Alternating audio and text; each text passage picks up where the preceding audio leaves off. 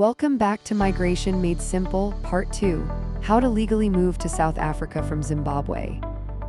For students accepted at a South African school or university, start by applying for a study visa. First, you'll need a valid passport.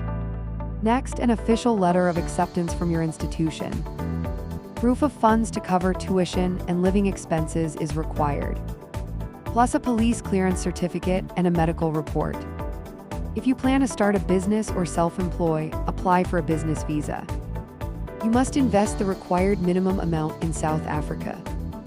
Submit a detailed business plan and proof of investment funds. If you held a Zimbabwean exemption permit, note these are being phased out, but you can apply for a mainstream visa before expiry. Use official ports of entry and always carry your passport, visa, and supporting documents.